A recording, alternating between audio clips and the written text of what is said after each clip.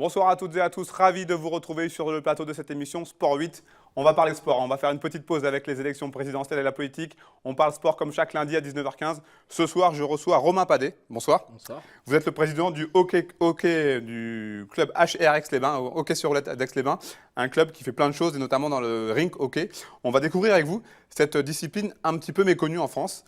Une première question toute simple, qu'est-ce que le rink hockey pour ceux qui ne connaîtraient pas?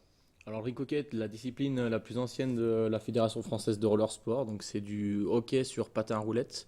À l'inverse du hockey sur glace, les contacts et les coups sont interdits. Le jeu est beaucoup plus tactique et spectaculaire en fait. Donc hockey sur du patin à roulettes, mais Voilà, les patins à roulettes, la spécificité c'est que c'est des patins en quad à 4 roues. Donc, à l'ancienne. À l'ancienne. Voilà. D'où ça vient ce sport? Le sport a été créé en Angleterre dans les années 1800-1900. Charlie Chaplin a été un des premiers joueurs de hockey sur roulette au monde. Et ensuite, dans les pays latins, ça s'est développé beaucoup plus fortement. Donc, tout ce qui est Espagne, Italie, Argentine, Portugal. Vous l'avez dit tout à l'heure, pas de contact, contrairement au hockey sur glace. Qu'est-ce que ça change concrètement dans le jeu, dans l'action? Ça change, donc c'est beaucoup plus rapide. Il y a beaucoup plus de gestes techniques. Donc c'est plus spectaculaire. C'est considéré comme le sport d'équipe le plus rapide au monde. On évolue sur une piste plus ou moins d'une longueur de plus ou moins 40 mètres à plus ou moins 10% et 20 mètres de large. Donc, Ce qu'on appelle le rink? C'est ça, le rink, c'est l'équivalent d'une surface de hand.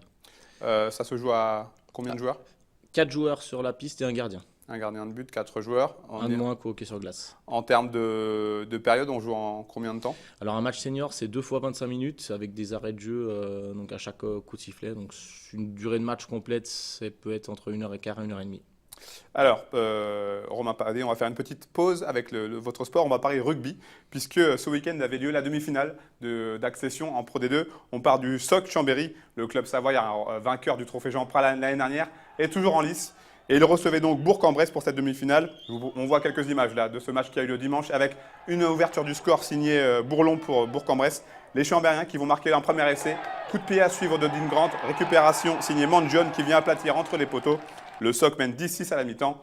En seconde mi-temps, justement, les Savoyards vont s'appuyer sur une défense très très solide en repoussant les nombreux assauts burgiens. Le SOC va en profiter pour inscrire un troisième essai en force par le troisième ligne, Beka Bitsazé, après un très très long temps de jeu. Score final 17-6 pour Chambéry, un avantage de 11 points qu'il faudra conserver au match retour, prévu ce samedi 29 avril à 19h10 à Bourg-en-Bresse. Je vous propose d'écouter quelques réactions d'après-match. Ouais, on est très, très content du comportement, de l'engagement. Je pense que voilà, le résultat n'est pas usurpé. Je pense que même en fin de match, on aurait peut-être pu aller chercher un essai supplémentaire avec un peu plus de maîtrise.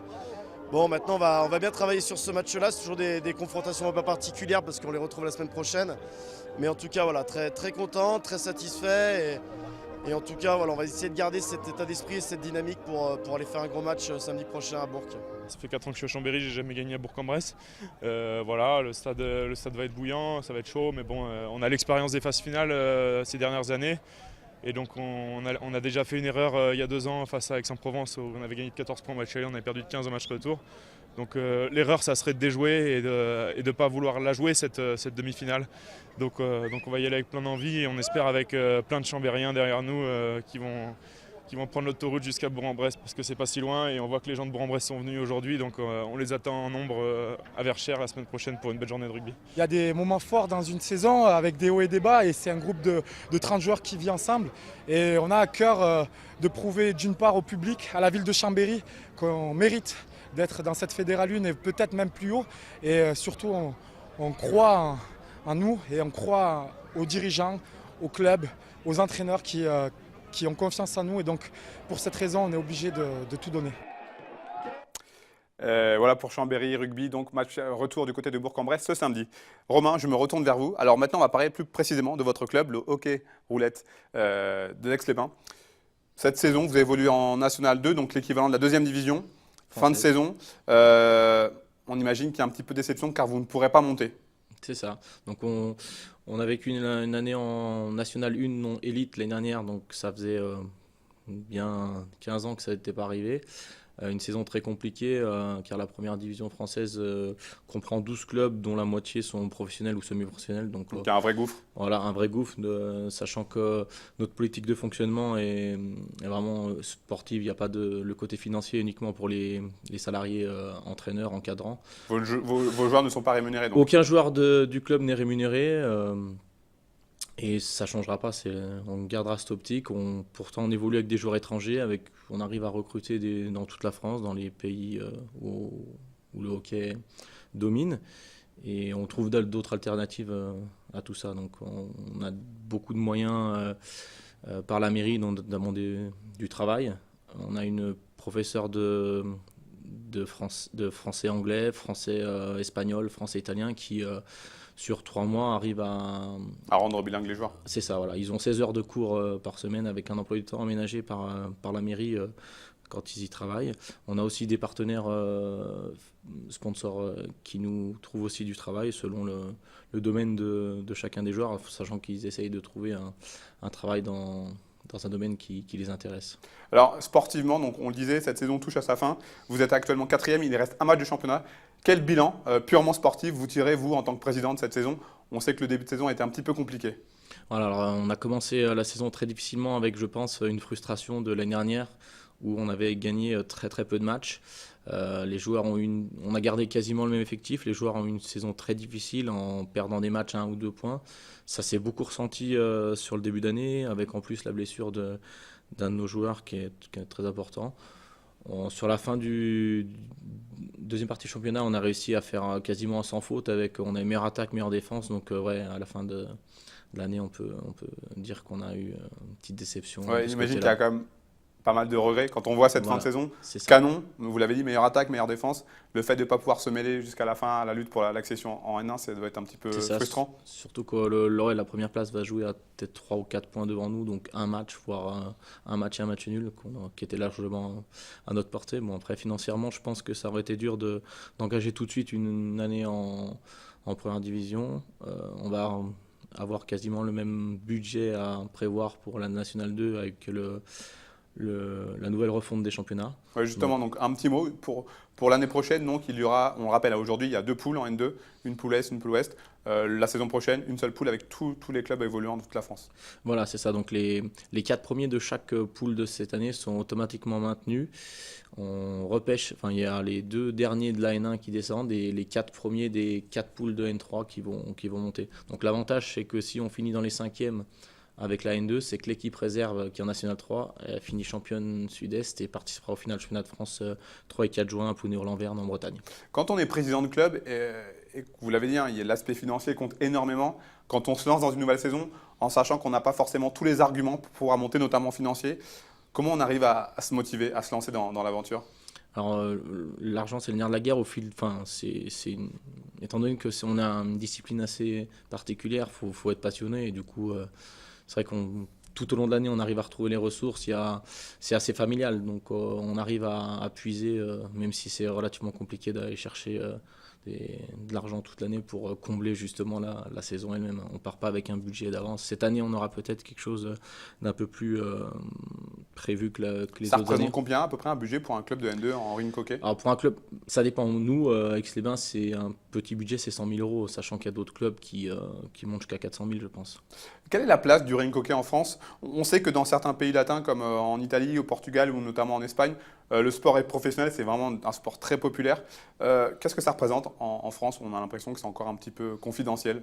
Alors, Même si c'est très structuré, vous l'avez dit, avec N1, N2, N3, c'est très structuré, mais on sent que c'est encore un peu confidentiel. Le problème en France, c'est qu'on stagne depuis des années sur 6 000 licenciés.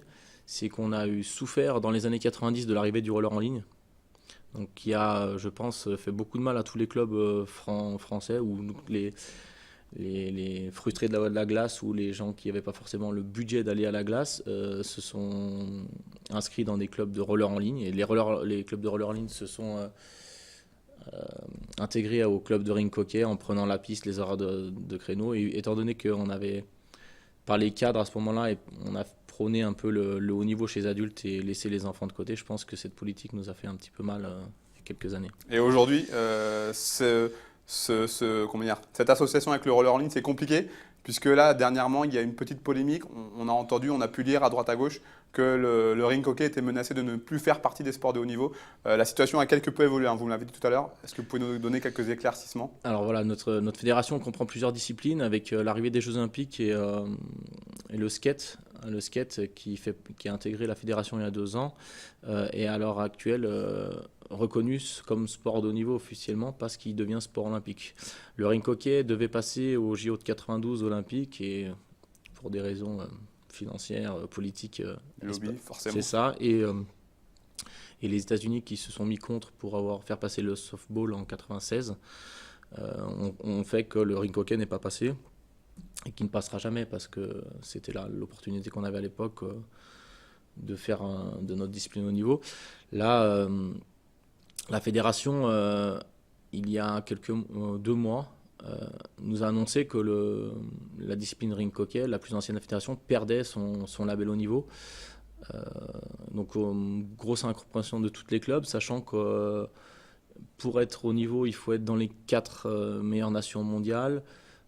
Ou alors être discipline olympique. Nous, on répondait aux critères et les personnes de la fédération n'ont pas mentionné le classement des féminines. Savoir que le hockey féminin français est le meilleur mondial, donc avec 2 titres de vice-champion du monde et championnat du monde sur les 3. Vous auriez pu prétendre à ce titre de... Voilà, on est légitimement parlant, on avait le droit à avoir ce label haut niveau, donc ça nous a été enlevé. Une grosse solidarité des clubs a fait que des pétitions ont été signées, que chaque président de club a été contacté, les députés maires, pour faire remonter à M. Kanner, le ministre des Sports, cette situation qui n'était pas normale. La fédération a retravaillé sur le classement, donc les documents ont été réenvoyés. Il y a eu un recalcul de tout ça. Le ministre a réouvert le dossier et samedi dernier, on a eu par courrier de la fédération une notification comme quoi le rink hockey avait une dérogation pour 4 ans pour garder le statut haut niveau, sachant que si on perd notre statut haut niveau, nous ça représente 200 000 € pour les équipes nationales et ça a un impact forcément sur les enfants, les adultes, sur beaucoup de choses. Donc à nous de travailler pour 4 ans, sachant que dans 4 ans, je pense qu'on ne sera pas renouvelé. On nous attend au tournant. On va croiser les doigts en tout cas. C'est ça.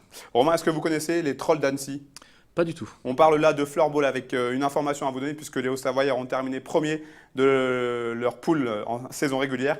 Ils disputent ce week-end, samedi 29 et dimanche 30 avril, les demi-finales du championnat de France en match aller-retour contre l'IFK Paris, double champion de France en titre. Les Trolls d'Annecy partent avec un léger avantage puisque le plateau aura lieu du côté d'Albertville.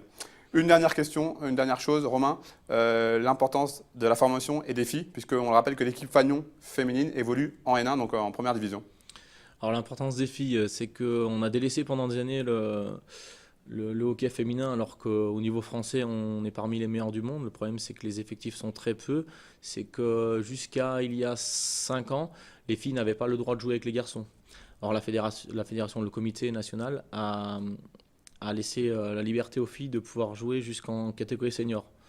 Donc cela a permis aux filles de rester en contact de la discipline, parce que sinon, elles n'avaient pas d'équipe, pas de match. Donc ça a permis de créer des équipes à la fois féminines et de les mettre dans des équipes mixtes. Donc c'est un beau porte-drapeau pour vous d'avoir une équipe en... C'est un très très beau porte-drapeau, sachant que nous on a commencé cette politique il y a 8 ans.